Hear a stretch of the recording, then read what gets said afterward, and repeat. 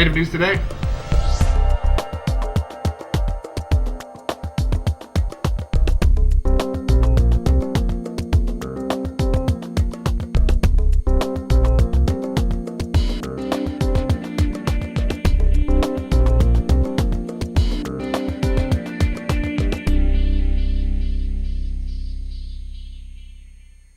And welcome to Native News Today, everybody. Hope everyone out there is having a great Saturday. Jason Salzman here, along with this man, Gerald Wofford. You all affectionately know him as G-Woff, and he's hanging out here today. Gerald, got a lot of stuff going on in Indian country. That is so true, Jason. Here we are in the month of August, the proverbial dog days, if you will. But Indian country, it doesn't slow down. A lot of things going on. A lot of things going on. We got a lot of great things today on the show. A lot of stuff to tell you about. We got Mr. John Tiger, his family doing a great job with the Eufaula Powwow over the years. We'll be talking about the Eufaula Powwow. Know to be gay. Gerald doing a lot of great things. The Navajo professional golfer, and now that's one of your favorite golfers, isn't it? If not your favorite golfer. Well, certainly, Native American heritage and everything, but I got to admit, this man is the golfer here. He's the man. I dabble a little bit. I dabble a little bit. You also know Tiger Woods has some Native American ancestry, too. Well, he's from the Tiger clan, right? Yes, he is from the Tiger clan. We're going to have to research that, but that can be verified, with the proper documentation. Did you know they named a mountain after him? Tiger Mountain? Yeah. I found a cave out there once, Gerald, when I was a kid and exploring around, and never told anybody about it, and I never will either. So we'll be talking with Know to be Gay as well. And also, too, last week, Jason, in Oklahoma City was the Oklahoma Indian Gaming Conference. Yeah. Got a chance to talk with Mr. David Qualls, who's the chairman there, telling us some of the things happening. And as you've seen in recent news reports, Indian gaming certainly on the rise, been a successful year for them. Just been a very successful year as it continues to grow and just expand and become something that's a very, very big economic plus for all the Native American tribes in this state. We also have a traditional fashion show, and that'll be going on too. We also have shell carving with Dan Townsend for the College of the Muskogee Nation. All that and more on this week's episode of Native News Today. Got some great stories, so I know you out there, I know you like our stories, and you don't want to go anywhere because we got a great program coming up. So stay tuned through this break, and we'll be right back, and we'll kick everything off for this episode. Hey, this is Adman. Smoking is the leading cause of preventable death in the United States. Hey, this is Craig Jeezy. Smoking accounts for 400,000 deaths in the United States each year. Yo, I'm the Silverback, and we're the Jasper Kings, and we'd like to invite you to join us at the Native Voice for Native Youth talent show and concert for tobacco prevention. We have too many kids smoking when they're young. Thanks, and we hope to see you there. We got too many kids smoking when they're young. Got too many kids. Hi, I'm Jason Salzman, and we're very proud of our program here at Native News Today. But what you may not know, it's just a small part of a fully functioning multimedia center, the Muskogee Creek Nation Communications Department. The Communications Department is involved in every aspect of media, whether it be print with the Muskogee Nation News, the official publication of the Muskogee Creek Nation, as well as graphic design. The graphic design department here can offer everything from event invitations to banners to even calendars and desk decals. It's all involved here, as well as photography, a professional grade studio where Muskogee Creek citizens can receive discount rates for things such as senior pictures and family portraits. So for all of your multimedia needs, please don't hesitate to come down to the Muskogee Creek Nation Communications Department, located in Altmauge at the Capitol Complex, or you can reach us by phone at 918-732-7720. Let us help you get your name out there. And welcome back to Native News Today. As we mentioned, so many events happening this time of year.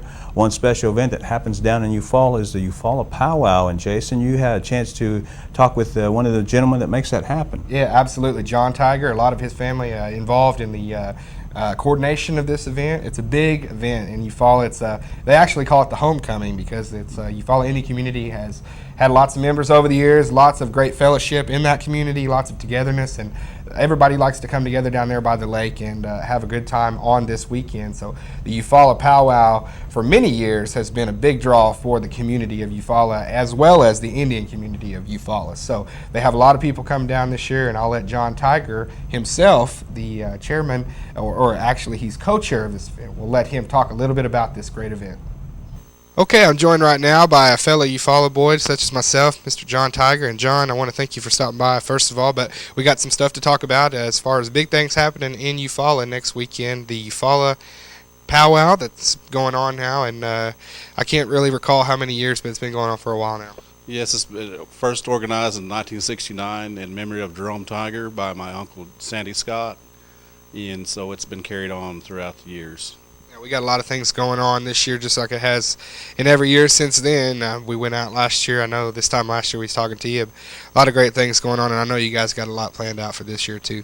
Yes, we have this annual event on Labor Day weekend. We'll start Friday evening, and we'll go through midnight on Friday, and Saturday we'll have the gourd dancing at 2 and a grand entry at 7 or 8 o'clock, excuse me, and then we'll have our special featured attraction will be the Apache Fire Dancers from Fort Sill, and that was to be brought over. They were to be here just to show the eastern Oklahoma, what the Apaches, how they dance and their culture. Yeah, and that's a very popular troop there. Seen them around at different functions, and a very, very big draw. A lot of people be looking forward to that, I know. And also another thing to look forward to out at the Eufaula powwows every year. Some of the tribal elders and the people that have really made things happen down in the Eufaula Indian community are recognized down there. I know that for you guys, it's one of the, I guess, one of the special times of the whole powwow. Yes, this year our honored elder will be Noreen Tiger, Mrs. Kelly Tiger Sr. He was the one that had a tragic fire accident and incident, and well, we just want to honor her and her family at this time, and we do appreciate our elders, and if it wasn't for them, we wouldn't even be here. Yeah, and mentioning their little nostalgia there, talking about the tragedy that struck that family. That was actually one of our very first stories that we ever was able to cover and on this show here, and just a very strong family there. So a great honor for Noreen and that whole family there. So looking forward to that. Now that everything kicks off a week from now, next weekend, so that'll be going on. Give them the dates and the times and wins and wheres. Okay, it's August the 29th through the 31st. That's Friday, Saturday, and Sunday. Our master of ceremonies is George Koster Jr. Everybody knows George. And Brooke Larson is our princess. She's Shawnee Creek Seminole from Norman. Head gourd dancer is Leonard Kozad Jr., Kiowa from Oklahoma City. And John Kimball is our head war dance singer. Sly Isaac is our head man. Head lady is Therese Sapehoodle. And our arena directors are Sammy Howell and Randy Frazier. And head gourd dancer is Jimmy Coach Johnson. All right, sounds like a good roster there. So a 3-day event. Bring the lawn chairs, free admission. Everybody come on out and see what Eufaula Indian community is all about and how they put things together. I know from experience that they do a wonderful job down there. So, John, keep up the good work, and thanks for stopping by. Thank you. You know, Jason, as we mentioned, the time of year, it seems to always be good for the game of golf. Yeah, it's getting a little bit nicer outside. It's not quite so hot, but another thing about that is when you get into the fall and the early stages of fall, there's a lot of rain. So you got to pick and choose the times to hit the links out there and make sure you get a great day that's just perfect for a round of 18. Now, you've been known to, get the... Every now and again I'll swing the sticks, but it's a very frustrating game. Anybody out there that knows me knows that I'm pretty impatient sometimes, so it really tests me. There's a couple of my clubs stuck up in trees out at Arrowhead Resort, I promise you that. Well, the reason we're talking about golf is because we had a chance to interview Mr. Noda Begay, the noted Native American golfer, professional golfer, fallen on a few hard times professionally wise, been healing a back injury. At the same time as this has been going on, it's also created a foundation geared toward helping Native American kids all over the country. Mm-hmm. And so we got a chance to talk with this popular Native American golfer who really right now is the only full-blooded Native American golfer, professional golfer. Of course, right now he's trying to get back onto the PGA Tour, which we certainly wish him the best of luck. It looks like he's going to be able to do that, but certainly making the Native American community proud. Doing a great job, and he has ever since he's been on tour, and he's one of Indian country's notable figures. Funny that his name would be Noda in that case, but Noda Begay, Navajo Indian, doing wonderful things in the golf world and for kids. Tell us about the Noda Begay III Foundation. Well, the foundation was created 3 years ago, and basically it was designed to provide sound Native American curriculum and programs that's designed by Native Americans, and so that the programs that were introduced, and this is probably the thing that's the most important, the programs that are introduced into these communities are sustainable. And not only are they sustainable, but they are upheld by the very people that live in these communities. So we basically, our goal is to introduce our concepts and engage the communities to an extent that we leave and they take over the programs themselves. So right now, we have two very, very successful programs that are being run by our foundation. We have the San Felipe soccer program, which is based in San Felipe, New Mexico. Mm-hmm. We have 150 kids playing soccer 30 weeks a year. Now, you probably wonder, well, why soccer? Why isn't it basketball or cross country or sports that are a little bit more familiar on reservations? Well, the primary reason, there's two reasons, but the biggest reason is soccer is because you can get more kids running and staying active using soccer. And the second reason is for the least amount of money. What we did at San Felipe was we found an old dirt pasture and we cleared it off and we put up goalposts, and that's where we have our practices. And we have kids that just participated in the Indigenous Soccer Cup this past week in Las Cruces, New Mexico. We sent 4 teams down there, about 50 kids, and 2 of our teams finished second place, which is great for our program.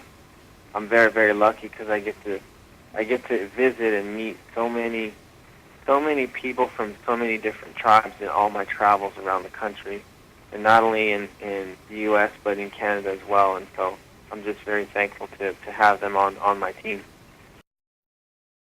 Jason, last week in Oklahoma City at the Cox Convention Center was the Oklahoma Indian Gaming Conference, and as we alluded to earlier in the program, it's been quite a successful year for Indian gaming. Yeah, and it really has. And Gerald, I bet being up there at that conference was sort of like a who's who of what's going on in Indian country right now with the tribes and things like that. A lot of people, not just in the gaming industry, attend these events, but from all types of programs, because gaming, as most of these tribes will let you know, gaming benefits all kinds of programs and people.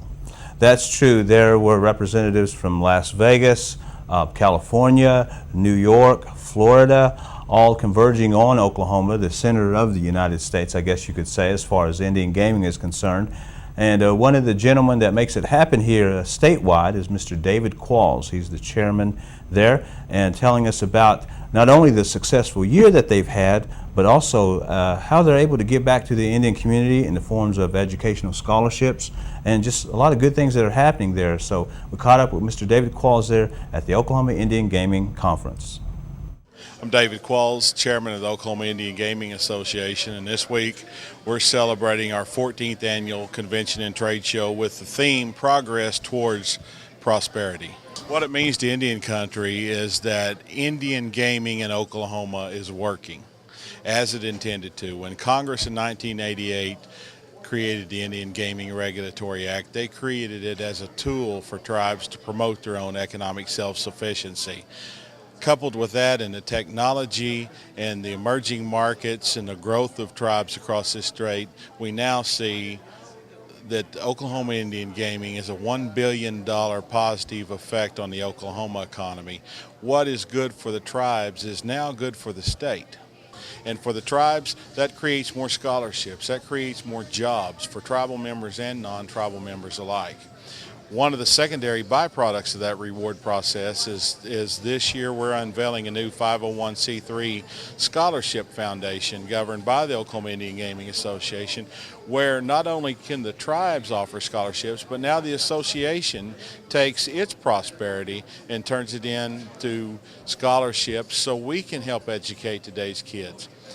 I'm a school board member in my local community, and I realize that the #1 failure risk of a first-year college student is not the scholastic achievements and the scholastic problems, if you will, for a lack of a better word. It's the economic hardship.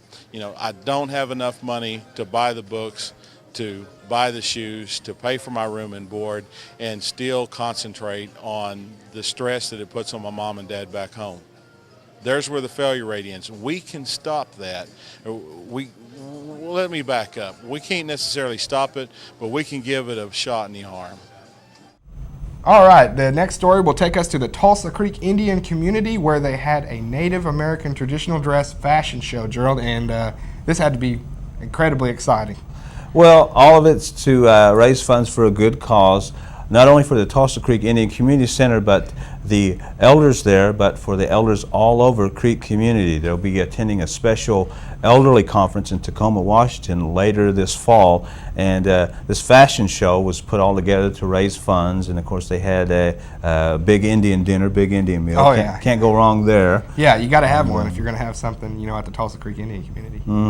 And yeah, it was a very unique event. All this happening this past weekend at the Tulsa Creek Indian Community Center, their traditional fashion show. Mary Arkakita of the Creek tribe and the Tiger clan is wearing a contemporary outfit. She wears it, and many of us have seen her wear it with her contemporary jewelry at many special Indian events. This regalia was made by Janice Berryhill. My name is Jane Cornell, and full-blood Creek and Yuchi, and today we're having a style show of different tribes. They're modeling their different tribal outfits, and this is a fundraiser for our seniors to go to the Senior Elderly Conference in Tacoma, Washington. I believe they leave September the 3rd, and they'll be gone for a week, and we'll sure miss them while they're gone. And we're just looking forward to a fun day today. We also had lots of Indian food that we were eating today, and that was part of the fundraiser. She has many, many necklaces on. Very beautiful. She is carrying her staff. They've had several fundraisers, and yes, they have all been pretty successful. I think this is about the third one we have had here at the Tulsa Creek Indian community. And I think this may be the last one, but I'm not really sure. He is wearing a beautiful, beautiful Seminole jacket that he's going to present to me when this is over. This conference was held, it's held every year, and about 2 years ago it was held here in Tulsa at the Convention Center, and the tribe paid for the seniors who wanted to go and attend, which is very nice. And also their expenses are being paid to go again to Tacoma, Washington for this, it's a National Indian Conference for Elderly. You know, Jason, alluding to Indian fashion, I have to let you know that Custer, he used to wear arrow shirts. What? He did? Yeah. Like that's true? You're not pulling my leg? Well, that Custer. You're not pulling my legging? Custer, yeah, there you go. Custer wore arrow shirts. Oh, wow. Okay. Anyway, well, our next subject here on today's program is the shell carving by noted Native American artist Mr. Dan Townsend. Dan Townsend, he is a great Native American artist doing these shell carvings, and a lot of great work he's doing. And he not only wanted to keep that art form and that technique to himself, he wanted to spread it out and let everybody that wanted to learn this wonderful art technique could have a chance. And what he did was contact the College of Muskogee Nation. They got together and came up with this wonderful class. It's now concluded, but that doesn't stop us from sharing with the people at home everything that went on in the shell carving class, as well as some of Dan's thoughts and some of the history that this guy carries with him, because not only does he carve on these shells, but he knows the meaning behind it, what the earliest forms were meant to do and what was depicted on these shells. So Dan really knows his stuff, and it's wonderful whenever we can share with the audience some of his expertise. We're going to start off this morning back at the Swift Creek site in Georgia, since it's the birthplace of the Southeastern Ceremonial Complex, Southeastern Iconography. And there's one thing I want to touch on again too, is the sciences behind a lot of these imageries. Get into metaphysics, geophysics, astrophysicists, quantum physics. This is a new science that came about during the atomic age. It was in 1940s and 1944. quantum theory comes into effect. And what it appears to me is that it has made full circle with the ancients. When you look at the ancients, the belief system, the duality, the mirror image, this all points to the basic philosophy of quantum theory, quantum physics. And in some of the pieces, especially from Etowah, you'll see the double characters. And these characters are the same individuals, but they're at two different places at the same time. And while these physicists have been studying these subatomic particles and even matter, as far as that goes, the matter seems to do real strange things. It seems to know that it's being observed by human consciousness. And they're beginning to realize that what they're visualizing here, what they're viewing, is consciousness itself. And that's the ethereal wind that blows out here. That's the ethereal wind that connects all human beings. And just like the old folks had taught us that we're all strands in that web of life. We're all connected. All of consciousness is connected. But in the duality of the pieces, which just really amazes me, like from Etowah, I think there's some of Etowah on this screen here. It's with the double characters, the Birdman. And there was something was going on at Etowah. It was as if they were going to flight school, learning to fly. A lot of the characters you'll see with feathered robes and wings. Here's some right here. You see how he's in a setting position, but he's wearing a feathered cloak. And even the character at the top. Let's look at the next one. I wanted to look at the one. There you go. This piece right here, there's been a lot of debate about these characters. Is this one character that you're looking at that has become two? Is there a ceremonial battle going on here with ego? What's going on in this piece? These blades that they're holding, the long blade is over 30 inches long, and there's another blade in the other hand that's shaped like a talon of a bird. But that's a very interesting piece right there from Etowah. But Mike and I had had a conversation about the quantum physics, the magic behind the quantum physics, its theories, and I'm going to have Mike help me get through some of this because there's a lot that I've forgotten in conversation, so I'm going to see if Mike can jog my memory on some of that. The term quantum is a fairly, new term Right. within the But see, intellectuals today. So in metaphysics, which is the physics of spirituality, how all consciousness is connected, and it touches right on the quantum aspect of it. In quantum physics, it's the study of small subatomic particles, which are the building blocks of literally consciousness. And that's what you can see in some of these symbols in the duality. There's some images like the Swift Creek pieces.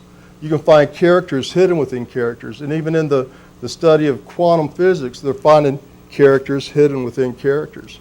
And they've even carried it to a hologram imagery, where this matter will present a hologram. And even in some pieces, like when people have a vision, they'll have a vision of a hologram of something that's happened before. And I'm always going back to old scriptures or holy people like Christ. He had left one place and he was in another place, like he was caught up in the spirit. There's yoga, there's Hindus, there's Buddhists, but the beginning of all this medicine is the doing away with ego.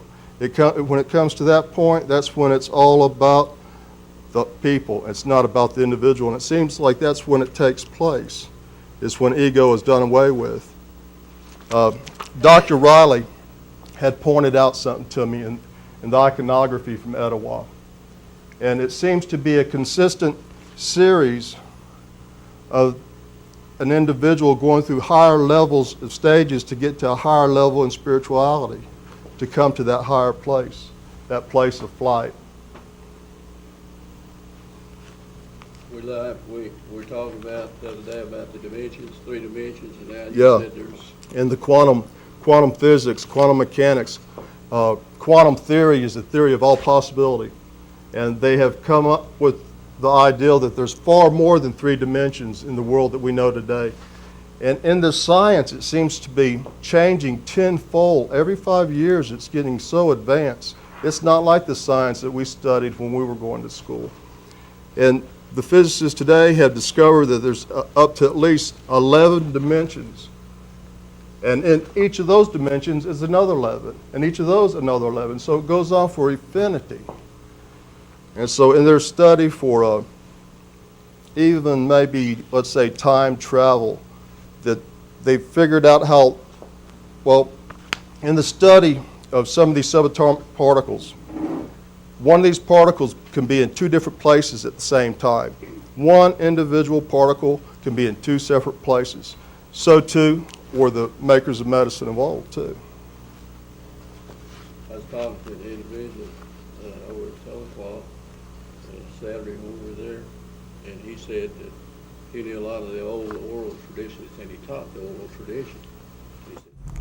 And it looks like we've reached the proverbial light at the end of the tunnel again, Jason. Our thanks to Mr. Johnny Tiger, and the best of luck on the Eufaula Powwow happening Labor Day weekend. Noda Begay and his organization that he started there, a good thing for the Indian kids around the country. Wish him the best of luck as well. David Qualls giving us an update on Indian gaming in Oklahoma. Looks like it's continuing on that great winning streak. Full speed ahead, full speed ahead. You can actually hear the bells and whistles from the slots as we speak here today. So. That's right, a bonanza of them for them there. Also, too, Miss Jane Cornell, we appreciate her time at the traditional fashion show, Tulsa Creek Indian Community Center, and Mr. Dan Townsend, always giving back to the community through his art craft there of shell carving. Yes, definitely, and that was impressive rundown there. You really summarized everything. I mean, that was like a full synopsis. That was wonderful. Well, the Olympics went on this past week. I was going to say, you're stepping your game up. You know, all the great individual performances we've seen. This guy's stepping his game up. I tell you what we're going to do. Me and you are going to research and look and stuff and see what all the Native Americans we can find that are represented at the Olympics this year. We're going to do our best to make sure that we keep a running tab on how they're doing and let you know all the results. I want to do that. Yeah, because long ago we mentioned on this show that, you know, Native Americans news more than tribal casinos. That's right. Indian athletes in the Olympics more than just Jim Thorpe. Right. That was actually from the very first episode. That's some old school stuff. How long ago? Wow, that was like 3 years. We had a dream sequence here. We'd go back to that. Maybe we will one day. Yeah, it's more than Jim Thorpe, more than Billy Sims. Oh man, but that kick at that.